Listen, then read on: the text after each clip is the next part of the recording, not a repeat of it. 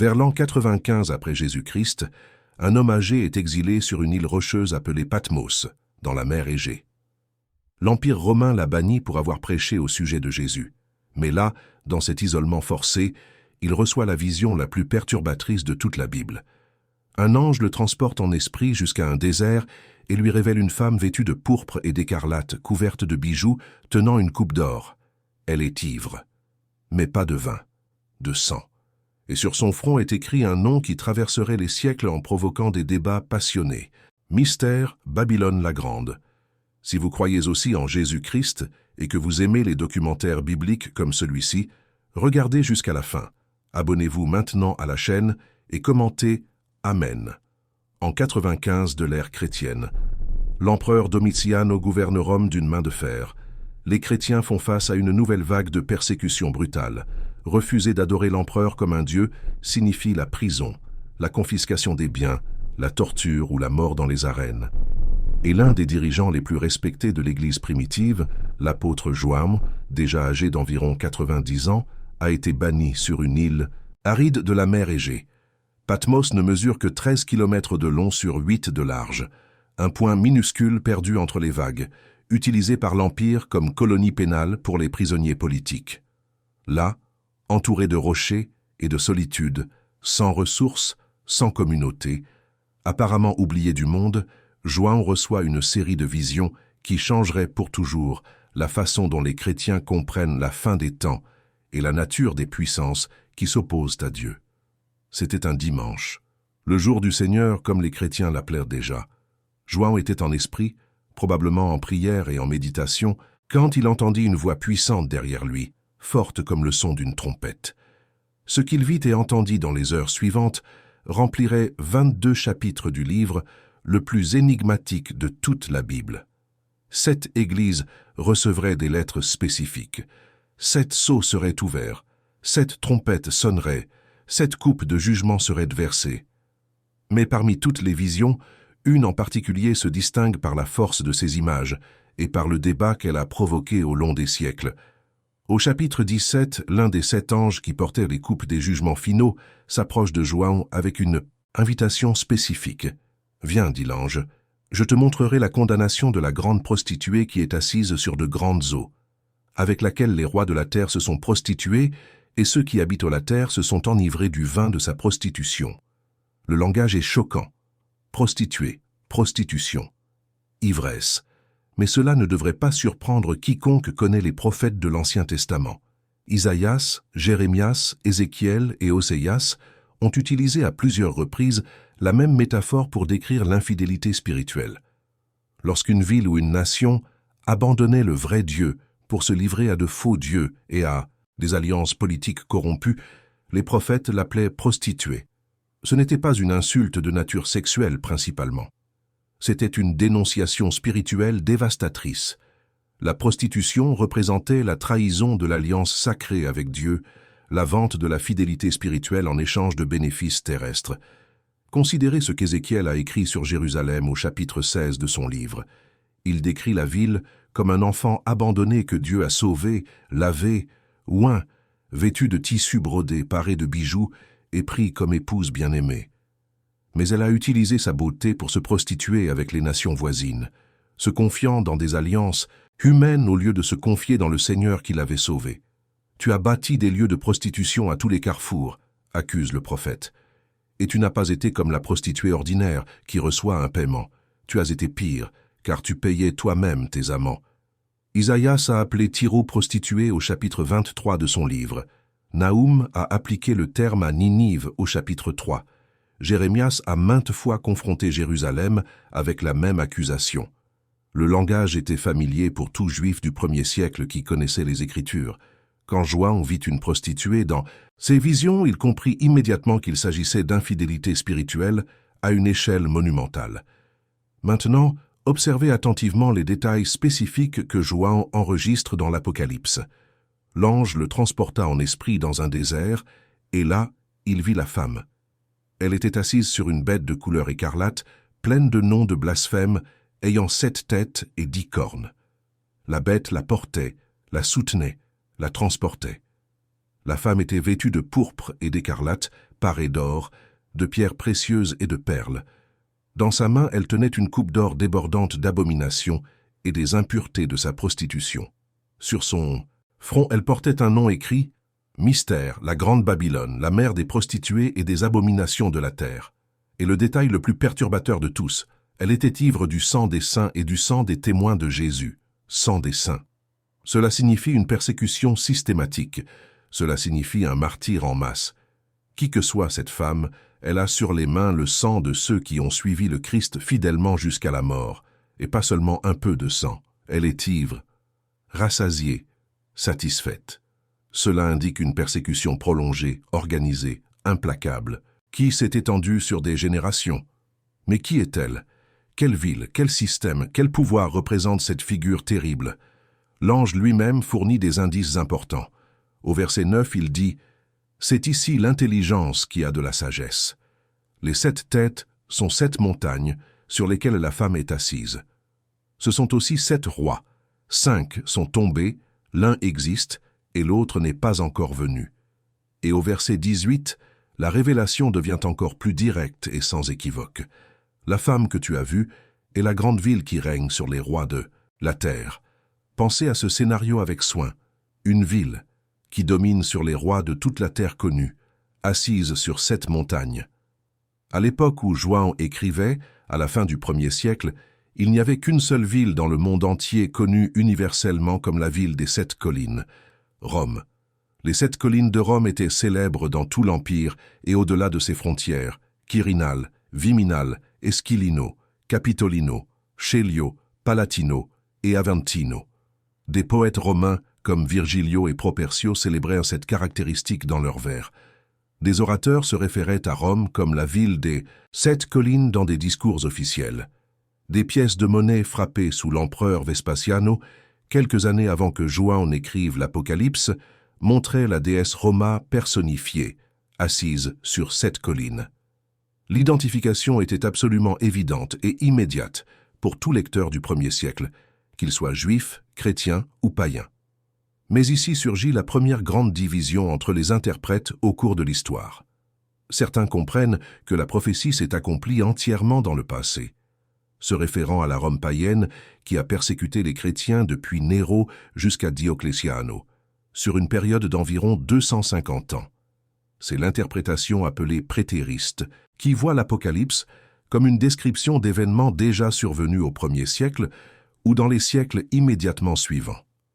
D'autres voient un accomplissement continu tout au long de l'histoire, s'étendant sur 2 millénaires, pointant vers une Rome différente qui a émergé après la chute de l'Empire païen, n'étant plus adoratrice de Jupiter et Marthe, mais établie comme centre d'un pouvoir religieux qui prétendait représenter le Christ lui-même. C'est l'interprétation historiciste, dominante parmi les chrétiens depuis le Moyen Âge jusqu'au XIXe siècle. Et il y a encore ceux qui projettent l'accomplissement entièrement vers l'avenir, associant la prostituée à une Babylone littérale reconstruite dans l'Irak moderne, ou à un système religieux mondial œcuménique encore à naître dans les derniers jours. C'est l'interprétation futuriste qui a pris de la force au XXe siècle et domine aujourd'hui une grande partie du protestantisme évangélique.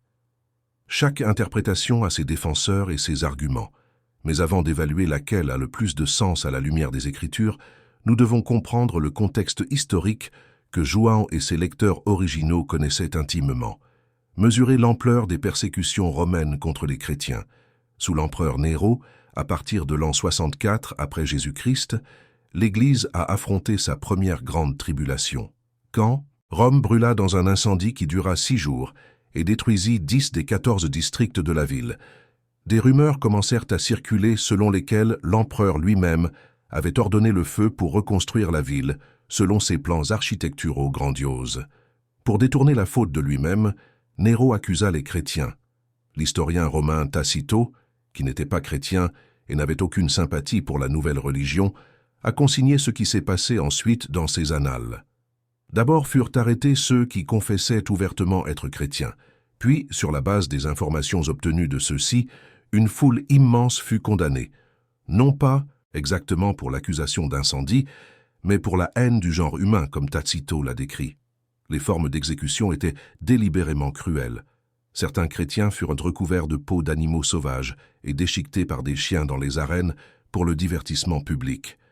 D'autres furent crucifiés le long des routes dans une imitation macabre de la mort du Christ. D'autres encore furent imbibés de poix et d'huile, puis attachés à des poteaux dans les jardins impériaux et incendiés vifs à la tombée de la nuit pour servir de torches humaines éclairant les banquets de Néro. L'empereur lui-même circulait parmi eux vêtu en cocher, pilotant son char pendant que les corps brûlaient. C'est pendant cette persécution que, selon la tradition chrétienne unanime, tant Pedro que Paolo furent martyrisés à Rome. Pedro crucifié la tête en bas, car il se considérait indigne de mourir de la même manière que son maître. Paolo décapité, privilège accordé aux citoyens romains. Sous Domitiano, la persécution s'intensifia avec de nouvelles caractéristiques. Cet empereur exigeait que tous les citoyens participent au culte de l'empereur en tant que divinité. Il s'autoproclamait Dominus et Deus, Seigneur et Dieu, et s'attendait à être traité comme tel. Refuser cette adoration était un crime de trahison contre l'État, punissable de mort. C'est dans ce contexte spécifique que Juan fut exilé à Patmos. La tradition chrétienne préservée par Tertulliano et d'autres pères de l'Église rapporte que Juan fut d'abord emmené à Rome, où l'on tenta de le tuer en le plongeant dans l'huile bouillante. Mais il survécut miraculeusement, étant alors banni sur l'île. Dans les siècles suivants, les persécutions continuèrent de manière intermittente, avec des périodes de paix relatives alternant avec des explosions de violence. Décio, en l'an 250, ordonna que tous les citoyens de l'Empire offrent des sacrifices aux dieux romains et obtiennent des certificats prouvant leur participation. Les chrétiens qui refusaient étaient torturés et exécutés. Valeriano, quelques années plus tard, cibla spécifiquement les évêques, les prêtres et les diacres pour décapiter la direction de l'Église. Mais la persécution la plus systématique et brutale survint sous Dioclétiano à partir de 303. Pendant environ 10 ans, des églises furent démolies, des écritures brûlées, des membres du clergé emprisonnés, et tout chrétien qui refusait de sacrifier aux dieux était torturé ou exécuté. Eusebio de Césarea, historien de l'Église qui vécut à cette période, a consigné des scènes horribles, des chrétiens aux yeux arrachés, des chrétiens aux tendons des jambes coupés pour qu'ils ne puissent pas fuir, des chrétiens brûlés lentement pour prolonger la souffrance. Pendant ces presque 3 siècles de persécution intermittente, de Néro jusqu'à l'édit de Milan, en 313, on estime qu'entre 100 000 et 300 000 chrétiens ont été martyrisés dans l'Empire romain. Certains historiens considèrent ces chiffres comme conservateurs, d'autres comme exagérés. Mais même l'estimation la plus basse représente un carnage impressionnant. Le sang des saints a réellement imprégné les arènes, les cirques et les rues de l'Empire. La femme était ivre de ce sang, alors n'était-ce que cela? La prophétie parlait-elle seulement de la Rome païenne, et s'est-elle accomplie complètement avant l'an 313? Beaucoup de chrétiens des premiers siècles le pensaient. Mais quelque chose s'est produit au IVe siècle qui a complètement changé le paysage religieux du monde méditerranéen. En 313, l'empereur Constantino promulgua l'édit de Milan, garantissant la liberté religieuse aux chrétiens. Quelques années plus tard, il se déclara lui-même protecteur de l'Église et commença à intervenir dans les questions théologiques, convoquant le concile de Nicéia en 325 pour résoudre les disputes doctrinales. Le christianisme cessa d'être persécuté et commença à être favorisé. En 380, l'empereur Théodosio I fit le pas final. Il déclara le christianisme nicéen comme l'unique religion légitime de l'Empire romain. Toutes les autres religions, y compris les variantes du christianisme considérées comme hérétiques, furent progressivement interdites. Les temples païens furent fermés. Les sacrifices furent bannis. L'Empire qui avait persécuté l'Église imposait désormais la foi chrétienne à tous ses sujets. Ce qui semblait être une victoire glorieuse apporta des conséquences que les apôtres n'auraient jamais imaginées. L'Église, autrefois persécutée et purifiée par la souffrance, avait désormais le pouvoir politique. Les richesses commencèrent à affluer dans les coffres ecclésiastiques. Des propriétés furent données, des églises somptueuses furent construites, et l'évêque de Rome, qui était déjà respecté pour diriger la communauté chrétienne dans la capitale impériale, et pour occuper le siège traditionnellement associé à Pedro, commença à accumuler de plus en plus d'autorité sur les autres évêques. Au cours des siècles suivants, cette autorité crut de manière exponentielle. Quand l'Empire romain d'Occident tomba en 476 sous les invasions barbares, l'évêque de Rome resta comme la figure la plus stable et respectée de la péninsule italienne. Les peuples germaniques qui conquirent l'Empire étaient païens ou ariens. Pour acquérir de la légitimité, beaucoup se convertirent au catholicisme romain. Le pape devint non seulement un chef spirituel, mais un arbitre politique entre les rois et les nations. Au Moyen Âge, la papauté atteignit le sommet de son pouvoir temporel. Le pape Innocencio III, au début du XIIIe siècle, déclara que le pape était au-dessous de Dieu, mais au-dessus de tous les hommes, et qu'il jugeait tout le monde, mais ne pouvait être jugé par personne. Des rois étaient couronnés ou déposés selon la volonté papale. Des nations entières étaient placées sous interdit, avec tous les sacrements suspendus, si leur gouvernant déplaisait à Rome. Le pape Bonifacio VIII déclara dans la bulle Unam Sanctam de 1302 qu'il était absolument nécessaire pour le salut que toute créature humaine soit soumise au pontife romain. Et ici entre l'une des interprétations les plus controversées et influentes de toute l'histoire du christianisme. Pendant la réforme protestante du XVIe siècle, pratiquement tous les réformateurs sans exception ont identifié la papauté comme la prostituée de Babylone, décrite dans l'Apocalypse.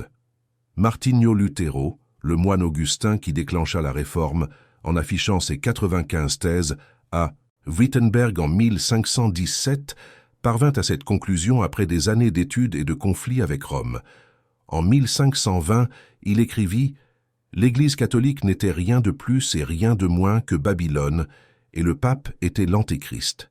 Il serait étonnant que Dieu ne fasse pas pleuvoir du feu et du soufre du ciel, et n'engloutisse pas Rome dans l'abîme, comme il le fit avec la vieille Sodoma et Gomorrha. » Lorsqu'on lui demandait qui serait alors l'Antéchrist si ce n'était pas le pape, Lutero répondait « S'il ne l'est pas, alors que quelqu'un me dise qui il est. » Juan Calvino, le réformateur de Genève, était entièrement d'accord. Dans ses commentaires sur les épîtres de Paolo et sur l'Apocalypse, il identifia à plusieurs reprises la papauté à l'apostasie prophétisée dans les Écritures. Ulrich Zwinglio à Zurich, John Knox en Écosse, William Tyndale en Angleterre, tous arrivèrent à la même conclusion de manière indépendante. La Confession de foi de Westminster, document fondamental du presbytérianisme rédigé en 1647, déclarait originellement au chapitre 25, section 6 « Il n'y a pas d'autre chef de l'Église que le Seigneur Jésus-Christ. Le pape de Rome ne peut en aucun sens en être le chef, mais il est cet antéchrist, cet homme du péché et fils de la perdition qui s'élève dans l'Église contre le Christ et contre tout ce qui s'appelle Dieu. Pourquoi une telle véhémence? Pourquoi des hommes pieux et érudits de différentes nations, langues et contextes sont-ils arrivés indépendamment à la même conclusion explosive? Les réformateurs pointaient vers une convergence de facteurs qu'ils considéraient comme inéluctables. Premièrement, la localisation. Rome continuait d'être le siège du pouvoir religieux catholique, la même ville des 7 montagnes identifiées dans l'Apocalypse. Le Vatican est littéralement construit sur l'une des collines romaines. La coïncidence était impossible à ignorer. Deuxièmement, les vêtements. Le pape et les cardinaux utilisaient le pourpre et l'écarlate dans leurs vêtements cérémoniels officiels, exactement les couleurs décrites dans la vision de Joan. Le collège des cardinaux était souvent appelé le Sacré Collège des Princes, vêtus de pourpre. Jusqu'à aujourd'hui, l'écarlate caractérise les vêtements cardinalices, et le pape porte du rouge à diverses occasions liturgiques.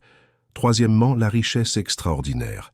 L'Église catholique médiévale a accumulé des trésors immenses au cours des siècles, des propriétés territoriales qui faisaient du pape l'un des plus grands propriétaires terriens d'Europe, des œuvres d'art d'une valeur incalculable, des ornements en or massif, des coupes serties de pierres précieuses, des tiares papales resplendissantes de diamants et de perles.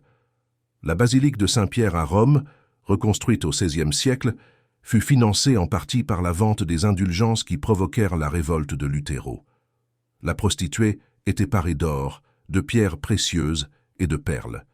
Quatrièmement, et le plus grave aux yeux des réformateurs, le sang des saints versé au long des siècles. L'Inquisition, établie formellement au XIIIe siècle pour combattre les hérésies, a opéré sous diverses formes pendant plus de 600 ans. L'Inquisition médiévale a persécuté les Cathares, les Vaudois et d'autres groupes dissidents. L'Inquisition espagnole, établie en 1478, a opéré jusqu'en 1834, une période de 356 ans. L'Inquisition portugaise a fonctionné de 1536 à 1821.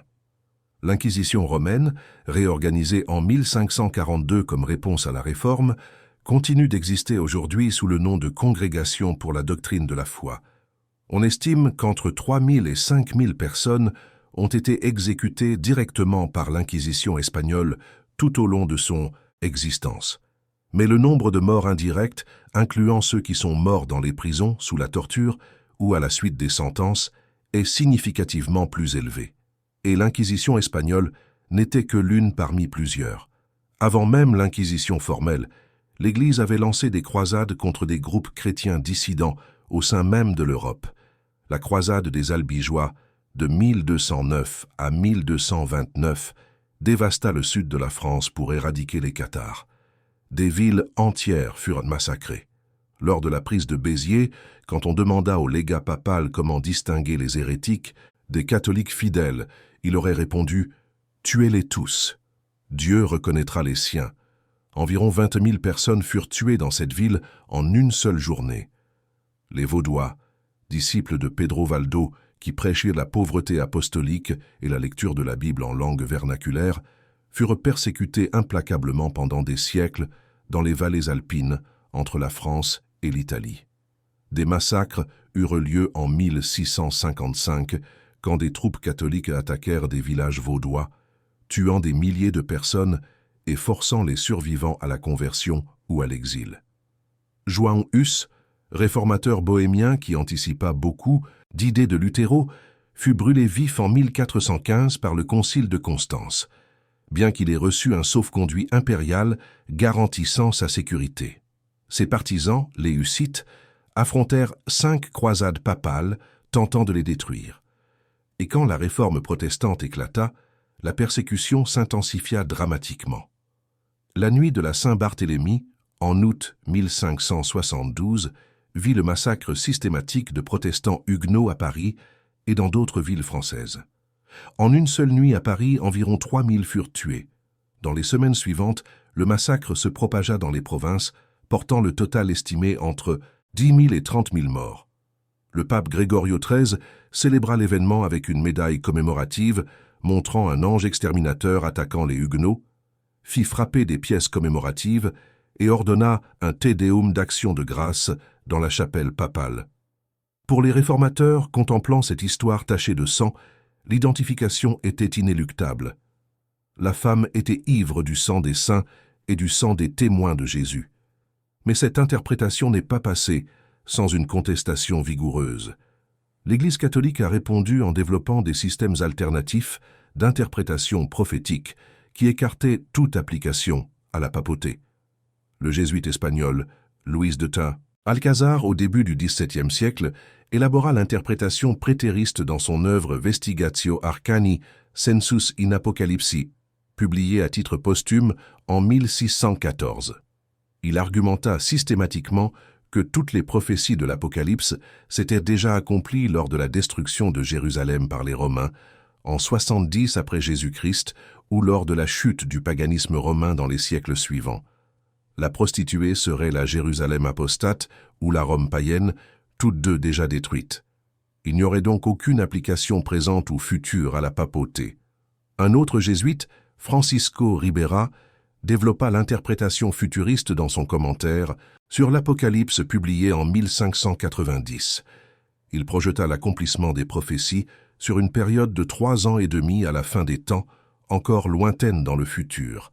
L'Antéchrist serait un individu spécifique qui n'apparaîtrait que pendant cette période finale, et non la papauté historique. La prostituée de Babylone serait un système religieux apostate qui n'émergerait que pendant ce temps de tribulation future. Ces deux interprétations, le prétérisme et le futurisme, ont été originellement développés spécifiquement pour défendre Rome contre les accusations protestantes.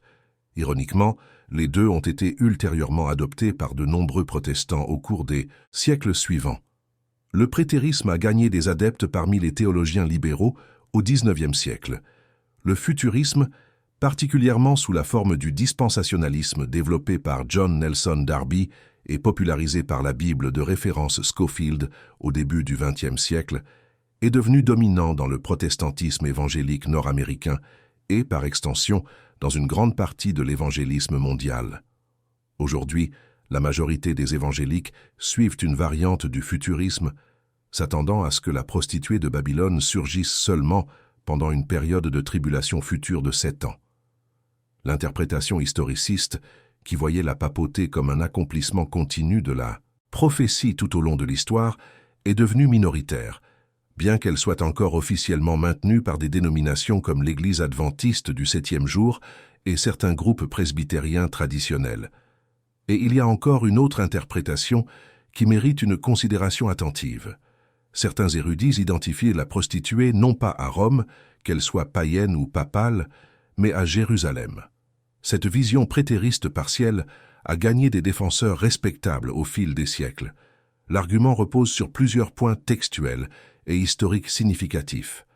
Dans l'Apocalypse même, la grande ville est identifiée au chapitre 11, verset 8, comme le lieu où aussi leur Seigneur a été crucifié, une référence absolument sans équivoque à Jérusalem et non à Rome. Les prophètes de l'Ancien Testament ont maintes fois appelé Jérusalem, et non Rome ou Babylone, la prostituée lorsqu'elle s'est éloignée de Dieu. Et la destruction de Jérusalem par les Romains en 70 après Jésus-Christ fut un événement cataclysmique de proportions apocalyptiques qui s'insérerait parfaitement dans la description du jugement sur la meurtrice. Les défenseurs de cette vision soulignent que Jérusalem était également connue comme la ville des 7 montagnes dans les textes rabbiniques de la période. Le Pirkei de Rabbi Eliezer, récit midrashique du 8e siècle, mentionne sans besoin d'explication que Jérusalem est située sur 7 collines, indiquant que cette compréhension était bien connue dans les cercles judaïques. Et il y a un détail impressionnant concernant les vêtements. Les habits de la prostituée décrits dans l'Apocalypse, pourpre, écarlate, or et pierres précieuses, correspondent avec précision aux vêtements du souverain sacrificateur israélite décrits dans l'Exode au chapitre 28. L'éphod, le pectoral, les grenades de tissu coloré, tout cela apparaît dans les deux descriptions. La différence cruciale et dévastatrice est que sur le front du souverain sacrificateur était gravée l'inscription « Saint au Seigneur », tandis que sur le front de la prostituée est écrit le nom blasphématoire Babylone, mère des prostituées. Le contraste serait délibéré. La prostituée représente le sacerdoce israélite corrompu qui a rejeté le Messie et persécuté ses disciples. Quelle interprétation est correcte? Le prétérisme focalisé sur Jérusalem? Le prétérisme focalisé sur la Rome païenne? L'historicisme pointant vers la Rome papale? Le futurisme attendant des accomplissements à venir? Peut-être la réponse n'est-elle pas aussi simple que de choisir une seule alternative et de rejeter toutes les autres. La Bible emploie fréquemment le principe de la double référence ou de l'accomplissement multiple, où une prophétie peut avoir des réalisations partielles à différentes époques, avant son accomplissement final et définitif. Isaïas a prophétisé au sujet d'une vierge qui concevrait un fils. Il y eut un accomplissement partiel au jour d'Isaïas lui-même, mais l'accomplissement plein vint 700 ans plus tard avec Maria et Jésus. La destruction de Jérusalem en 70 après Jésus-Christ a accompli des aspects significatifs des prophéties sur la grande ville qui a rejeté ses prophètes et crucifié son Messie. La Rome païenne a accompli des aspects liés à la persécution systématique des saints dans les premiers siècles. Le système religieux centré sur Rome dans les siècles suivants a manifesté des caractéristiques que les réformateurs ont considérées comme un accomplissement continu de la prophétie. Et si le modèle se maintient, il peut y avoir encore des accomplissements futurs dans des systèmes qui émergeront encore. Mais indépendamment des débats sur des accomplissements spécifiques à des époques déterminées, le symbolisme spirituel est clair et permanent. Babylone représente un système.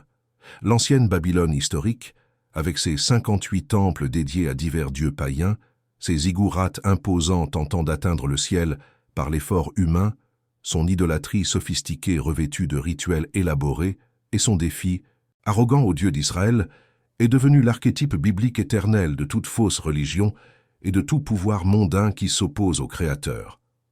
Quand Nabuchodonosor détruisit le temple de Jérusalem en 586 avant Jésus-Christ, emporta les vases sacrés à Babylone et les profana lors d'un banquet d'adoration de ses idoles, il devint le symbole pérenne de la profanation du saint. Quand il érigea une statue d'or d'environ 30 mètres de haut dans la plaine de Dura et ordonna que tous se prosternent sous peine de mort, il établit le modèle de tout système totalitaire qui exige une adoration absolue. La religion babylonienne était extraordinairement sophistiquée pour son temps. Marduk, le dieu principal, avait son temple somptueux, l'Esagila, au centre de la ville, adjacent aux ziggourats et Téménenki, la célèbre tour de Babel qui atteignait 90 mètres de hauteur. Ishtar, la déesse de l'amour et de la guerre, était adorée avec des rituels qui incluaient la prostitution sacrée dans les temples. Il y avait 58 temples dédiés à différentes divinités, seulement à l'intérieur des murs de la ville. Les prêtres formaient une caste puissante qui contrôlait non seulement la vie religieuse, mais influençait tous les aspects de la politique, de l'économie et de la société. L'astrologie, la magie, la divination et les enchantements faisaient partie intégrante du système religieux babylonien. L'horoscope y fut inventé. Les Babyloniens croyaient qu'ils pouvaient manipuler les forces spirituelles par les rituels corrects, apaiser la colère des dieux par des sacrifices adéquats et garantir la prospérité par des pratiques magiques. Tout cela était revêtu d'une apparence spirituelle sophistiquée, de cérémonies élaborées exécutées avec précision, d'une architecture impressionnante conçue pour inspirer la révérence. La prophétie de Joël n'identifie pas simplement une ville géographique spécifique à un moment historique particulier. Elle révèle un système spirituel qui transcende les époques et les lieux. Partout où la religion se mélange au pouvoir politique pour opprimer au lieu de libérer, partout où la vérité divine est échangée contre des traditions humaines qui annulent les commandements de Dieu, partout où des rituels externes remplacent la transformation intérieure, partout où le peuple de Dieu est persécuté par ceux qui prétendent représenter Dieu, là se trouve l'esprit de Babylone à l'œuvre. Joël vit la femme monter sur une bête écarlate. Elle ne marchait pas seule et ne se soutenait pas elle-même. Elle dépendait complètement du pouvoir politique, représenté par la bête à 7 têtes et 10 cornes qui la portaient. Cette alliance profane entre religion corrompue et État totalitaire a produit les plus grandes tragédies de toute l'histoire chrétienne. Quand l'Église utilise le bras de l'État pour imposer ses doctrines par la force, le sang est inévitablement versé. Il en a toujours été ainsi. Il en sera toujours ainsi. Mais la prophétie ne se termine pas par la domination apparemment invincible de la prostituée. Elle se termine par sa chute spectaculaire et irréversible. L'Apocalypse, au chapitre 17, versets 16 et 17, révèle quelque chose de surprenant et d'ironiquement approprié. Les pouvoirs politiques mêmes qui la soutenaient se retourneront contre elle pour la détruire. Les 10 cornes que tu as vues sur la bête, celles-ci haïront la prostituée, et la laisseront dévastée et nue, mangeront ses chairs et la brûleront au feu, car Dieu a mis dans leur cœur d'exécuter son dessein. Ironie divine magistrale. Ces mêmes pouvoirs qu'elle a utilisés pour persécuter les saints deviendront ses destructeurs. Le système s'effondrera de l'intérieur, consumé par ses propres contradictions. L'alliance qui semblait indestructible et éternelle se dissoudra dans une haine mutuelle. Et au chapitre 18, les rois de la terre, les marchands et tous ceux qui ont profité d'elle pleureront et se lamenteront sur sa destruction soudaine, mais personne ne la sauvera. Elle est tombée, Babylone la grande. C'est l'annonce triomphale de l'ange. Elle est devenue une habitation de démons, un repère de tout esprit impur, un repère de tout oiseau impur et odieux. Cette annonce résonne à travers les siècles jusqu'à atteindre les derniers jours. Qu'est-ce que cela signifie pour vous qui lisez ces mots aujourd'hui? Le message central reste aussi pertinent au XXIe siècle qu'il l'était au 1er siècle. « Sortez du milieu d'elle, mon peuple », dit la voix du ciel. Dans l'Apocalypse au chapitre 18, verset 4, « afin que vous ne participiez pas à ses péchés et que vous n'ayez pas de part à ses fléaux. » L'appel est à une séparation radicale. Pas nécessairement une séparation géographique d'un lieu physique, mais une séparation spirituelle décisive d'un système de valeurs, de pratiques et de loyauté. Refuser de participer à des systèmes religieux qui ont troqué la vérité des Écritures pour la tradition des hommes. Refuser de faire partie d'institutions qui ont remplacé la grâce transformatrice par le contrôle manipulateur. Refuser de taire la voix prophétique pour maintenir des positions confortables. Refuser de boire à la coupe de doctrines qui contredisent l'enseignement clair du Christ et de ses apôtres. La prostituée de l'Apocalypse représente toute forme de religion qui prostitue la vérité éternelle pour des gains mondains temporaires. Toute institution qui utilise le saint nom de Dieu pour accumuler un pouvoir terrestre. Tout système qui verse le sang des fidèles tout en affirmant les servir au nom de Dieu. Et la réponse divine finale pour ce système n'est pas une réforme graduelle. C'est un jugement complet. Babylone n'est pas réparée, purifiée ou améliorée. Elle est détruite totalement, parce que ses péchés se sont accumulés jusqu'au ciel, et Dieu s'est souvenu de ses iniquités. C'est pourquoi en un seul jour, ces fléaux surviendront, la mort, le deuil et la famine, et elle sera consumée par le feu, car puissant est le Seigneur Dieu qui l'a jugée. Pendant ce temps, dans le même livre de l'Apocalypse, il existe une autre femme. Un contraste délibéré et puissant. Au chapitre 12, Joan voit une femme vêtue du soleil, avec la lune sous ses pieds et une couronne de 12 étoiles sur sa tête. Elle représente le peuple fidèle de Dieu tout au long de l'histoire de la rédemption. Persécutée par le dragon rouge, fugitive dans le désert, protégée par Dieu dans des lieux préparés pour elle, mais jamais détruite, jamais vaincue définitivement. Le dragon tente de la dévorer ainsi que son fils, mais n'y parvient pas. Il fait la guerre au reste de sa postérité, ceux qui gardent les commandements de Dieu et ont le témoignage de Jésus, mais il ne prévaut pas éternellement. 2 femmes, 2 villes, 2 réalités spirituelles en conflit cosmique. L'une s'enivre du sang des saints qu'elle persécute, l'autre est persécutée, mais survit par la puissance divine. L'une s'assoit sur des trônes terrestres, couvertes d'or et de bijoux volés. L'autre est vêtue du soleil, parée d'une gloire céleste qui ne peut lui être ôtée. L'une tombera pour ne plus jamais se relever, sa fumée montant au siècle des siècles. L'autre descendra du ciel comme une épouse préparée et parée pour son époux, la nouvelle Jérusalem resplendissante. Le choix est devant chaque personne dans chaque génération humaine. À quelle ville appartenez-vous? Quelle femme servez-vous? À quelle coupe buvez-vous? L'Apocalypse n'a pas été écrite pour satisfaire la curiosité sur des chronologies futures ou pour nourrir des spéculations sensationnalistes. Elle a été écrite pour fortifier les saints au milieu de la persécution présente. Pour rappeler que peu importe la puissance apparente des systèmes humains qui s'opposent à Dieu, ils ont tous une date d'expiration marquée dans les conseils éternels. Et pour proclamer avec une certitude inébranlable que l'agneau vaincra, car il est le Seigneur des seigneurs et le Roi des rois, et ceux qui sont avec lui sont les appelés, les élus et les fidèles. Que celui qui a des oreilles entende ce que l'Esprit dit aux églises. L'identification exacte et spécifique de la prostituée peut continuer à générer des débats académiques interminables entre érudits de différentes traditions. Mais l'appel prophétique sous-jacent est absolument sans équivoque pour quiconque a des oreilles spirituelles. Fidélité inébranlable au Christ. Séparation décisive de tout système qui contredit sa parole. Persévérance jusqu'à la fin, quel qu'en soit le coût. Ne pas participer au péché de Babylone dans l'une quelconque de ses manifestations historiques. Ne pas boire à sa coupe empoisonnée. Ne pas s'enivrer de son vin d'immoralité spirituelle. Car certainement viendra le grand jour où des voix innombrables dans le ciel chanteront avec une joie indicible « Alléluia !» Le salut et la gloire et l'honneur et la puissance appartiennent au Seigneur notre Dieu, parce que ses jugements sont véritables et justes, car il a jugé la grande prostituée qui avait corrompu la terre par sa prostitution, et il a vengé de ses mains le sang de ses serviteurs. Et en ce jour glorieux et terrible, toute discussion sur des identités historiques spécifiques deviendra complètement insignifiante.